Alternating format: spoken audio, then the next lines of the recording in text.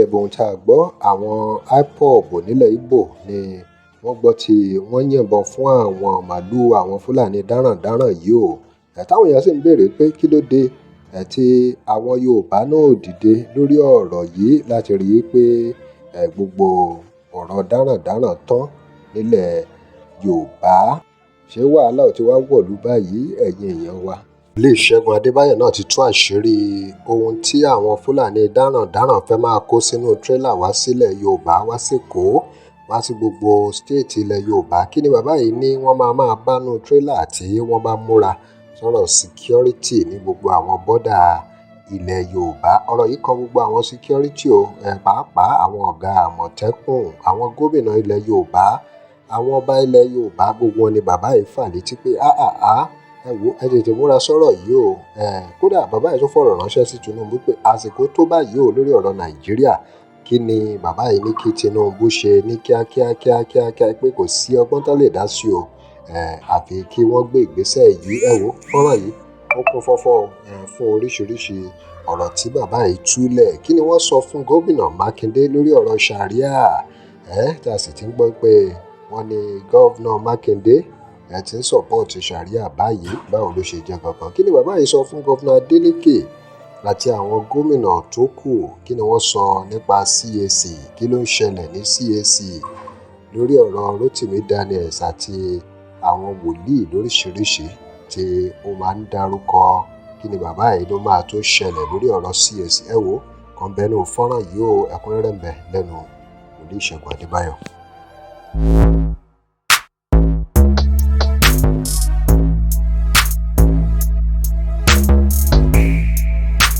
Government, some people have been disgraced, been ridiculed. I don't think you understand what I'm saying. Nínú CAC, àwọn kan ṣẹ̀sí. He says some people have been disgraced, ridiculed. Nínú ìjọba orílẹ̀-èdè. In the government of this nation. Ẹ ò bá àwọn kan ṣe ń ṣẹ̀sí. Praise the Lord. Hallelujah. Ọlọ́run máa fọ̀ wọ́n kúrò. God is going to flush them out. Ìtúká ló máa fi fọ̀ wọ́n. They will scatter, they will separate. Ó máa tú wọn ká CAC àwọn. Ọlọ́run àṣẹ ẹ̀mí máa ṣẹ̀ wá gbé àwọn tó fẹ́ lò fún ìsọjí kẹyìn jáde. He's going to scatter them, then he will now raise those he wants to use for the end time revival. Ẹ gbàdúrà fáàbò. Let's pray for protection. Send your dear selves, I'll still repeat what I'm saying. Pé ìlú yìí. Divide this nation. Torí ẹ ò fẹ́ gbọ́. Because they don't want to listen. Pé Nàìjíríà kò sóhun tó ń jẹ́ Nàìjíríà mọ́. There's nothing called Nigeria. President Tinubu pín ìlú yìí. President Tinubu divide this nation. Bí ìlú yìí. Divide this nation. Amen. Àmín.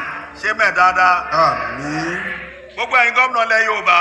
Governors in Yoruba land. Ẹ má gbà fún àwọn Haúsá Fúlàní kí wọ́n kó tírélà wọ ilẹ̀ Yorùbá. Wọ́n fẹ́ kó wọ o. Wọ́n fẹ́ kó wọ o. Kò sí nǹkan nínú tírélà ẹ kàn rò pé wọ́n di ata. Wọ́n di sí iwájú àti inú. Èrò àti ìbọn ni ló wà bẹ́ẹ̀.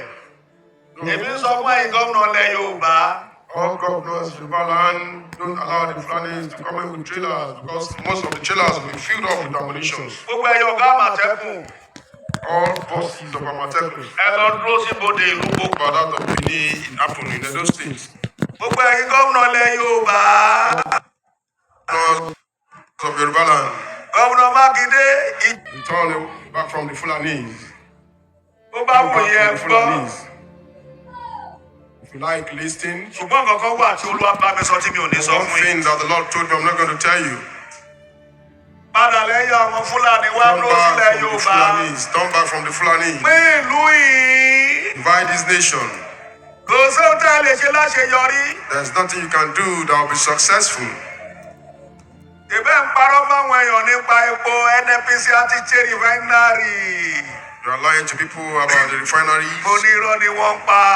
These are lies. Àṣírí Refinery ò tú báyìí. The secret has been exposed now. Tinubu pín ìlú yìí. Tinubu shall divide this nation. Kẹ̀rọ àwọn DSS wá bí n bá déwájú ọ̀hún náà tí wọ́n sọ fún ẹnu mo tún sọ yìí. You send your DSS, I'll still repeat what I'm saying. Pín ìlú yìí. Divide this nation. Torí ẹ ò fẹ́ gbọ́. Because they don't want to listen. Pé Nàìjíríà kò sóhun tó ń jẹ́ Nàìjíríà mọ́. There's nothing called Nigeria. President Tinubu pín ìlú yìí. President Tinubu divide this nation. Pín ìlú yìí. Divide this nation. Amen. Amen. Kó wọ́ o. Wọ́n fẹ́ kó wọ́ o. Kò sí nǹkan nínú tírélà ẹ̀ kàn rò pé wọ́n di ata. Wọ́n di sí iwájú bẹ̀tí inú. Èrò àti ìbọn ni ló wà bẹ́ẹ̀. Èmi ń sọ fún ẹ̀yin gómìnà ilẹ̀ Yorùbá. All governors in Yoruba land don't allow the Fulanis to come in with trailers because most of the trailers will be filled up with ammunitions. Gbogbo ẹ̀yin ọ̀gá Àmọ̀tẹ́kùn. All bosses of Amatekums. Ẹ lọ dúró sí bodè ìlú gbogbo. But out of Benin, it happened in Edo State. Gbogbo ẹ̀yin gómìnà ilẹ̀ Yorùbá. Governors of Yoruba land. Gómìnà Makinde ijó bàbá. Ó gbọ́dọ̀ ijó ni. Kó kàn máa gbóni báyìí, kó kàn máa ta sí létí, ó ti bẹ̀rẹ̀ ijó.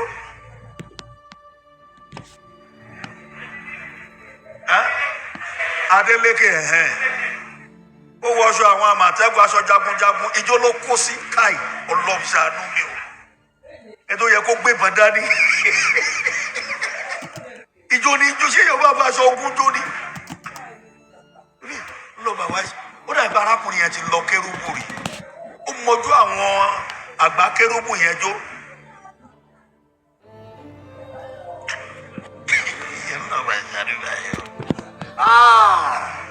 Praise the Lord.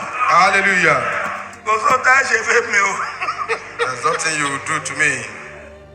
Ẹ kó àwọn Àmọ̀tẹ́kùn sí gbogbo ibodè. Put the Amatekums at all borders. Èmi mọ̀ pé ohun tó máa pín máa ṣẹlẹ̀ láìpẹ́. And what will divide the nation will happen very soon. Ọ̀gá DSS Nàìjíríà. The person in charge of DSS, the director in charge of DSS Nigeria. Ẹ rẹ́gísítà mi, èmi náà ní ìdí double barrel. Ẹ rẹ́rìn. Okay. Praise the Lord. Hallelujah. Bíbélì ní pé kó fi ẹ̀mí tiẹ̀ lélẹ̀, àbí? Okay o. Wọ́n tó bá gbá ilé tí ọ̀tún, kó kọ́ tó sì sí wọn. Fúnra yín lẹ máa gbára yín. We will deliver ourselves by ourselves. Mo ti ń sọ fún yín. I've been saying it. Ìṣẹ̀lẹ̀ tí Fúlàní á fi tán. The incident that will make the Fulani to be exhausted, to be finished. Ní gbogbo ẹ̀yà ló fẹ́ ṣẹlẹ̀. In all tribes, this war is about to happen. Wọ́n máa tán lé Haúsá gan. Even Ṣùgbọ́n ẹ̀yin gómìnà ilẹ̀ Yorùbá. but governors of Yoruba land. Ẹ ti yóò ẹ má jẹ àjàjẹ bẹ́ẹ̀ kú. Ẹ sèfù àwọn èèyàn yín. Deliver your people even though you are okay, you are satisfied. Gómìnà Makinde má gba Sharia láàyè. Governor Makinde of Oyo State, don't allow Sharia in Oyo State. Ìdájọ́ kan wà lọ́yọ̀ state. There's a judgment that is pending in Oyo State. Gómìnà tó bá ti ṣe mayamaya ní Ọ̀yọ́ state ó láhùn fún ẹ lénìí wọn ò ń pẹ́ láyé o. Any governor that misbehave in Oyo State, they don't last long. Ọlọ́run ló sì dá májẹ̀mú yẹn bẹ́ẹ̀. And it's God that has declared that judgment like that. Má gba Sharia láàyè. Don't give room, don't allow Sharia in Oyo State. Ẹ̀yin ọba ilẹ̀ Yorùbá ẹ má gbàbọ̀dé o torí à ń gbàdúrà gan. Kings in Yoruba land, don't be a saboteur. Olúwa ní tẹ́ ẹ bá gbàbọ̀dé pé ẹ ń bá lọ. The Lord said, if you try to be an agent of bewitchment, you go with it. Ẹ̀yin ọba Yorùbá ẹ má gbàbọ̀dé o. Kings in Yoruba land, don't be an agent of bewitchment. Ẹ̀mí Olúwa sọ fún mi pé gbogbo àwọn sẹ́ríkì tẹ́ fi jẹ ẹ lọ yọ oyè kúrò lọ́rùn wọn. The Spirit of the Lord says, all the Serikis that you've enthroned, go and dethrone them. Lórúkọ Jésù. In the name of Jesus. Àbò máa dájú lórí.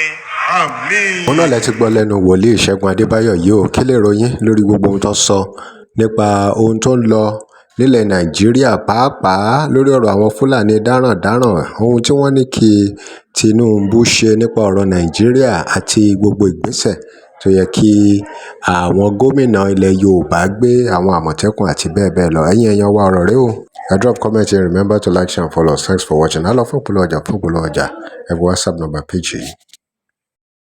Tẹ́ ẹ bá lè rí àmì ṣe gbogbo ogun tó lóhùn ní gbọ́ tó lóhùn ní gbà lórí ayé yín iná agbára Ọlọ́run máa jó dànù kí lè nǹkan tẹ̀ ń là kọjá tó dàbí pé ẹ ti wá ọ̀nà àbáyọ ṣùgbọ́n tí ẹ ti rí ọ̀nà àbáyọ ẹ ti pàdé wòlíì yín ló fà ṣùgbọ́n arán mi sí ọ lónìí dádì arán mi sí ọ lónìí mọ́mì Olúwa lòun fẹ́ ṣe nǹkan ńlá nínú ayé yín Olúwa sọ wípé gbogbo tẹ̀ ń là kọjá yín òun fẹ́ fi òpin sí kí nìkan tẹ̀ ń là kọjá lórí ìgbéyàwó ni, lórí ọmọ ni, lórí iṣẹ́ ni, níbi gbogbo ni, bóyá ogun kan ló dàbí pé ogun yẹn le, ẹ ti gbìyànjú kò tí ì sí ọ̀nà àbáyọ.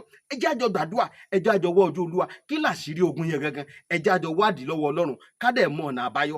Ẹ̀rọ ìbánisọ̀rọ̀ tẹ́ fi pè mí fún àdúrà àti ọ̀nà àbáyọ òun náà ni +234 7025475427 +234 7025475427. bẹ́ẹ̀ ṣe ń pè mí fún àdúrà lórúkọ Jésù ẹ máa rí ìyanu.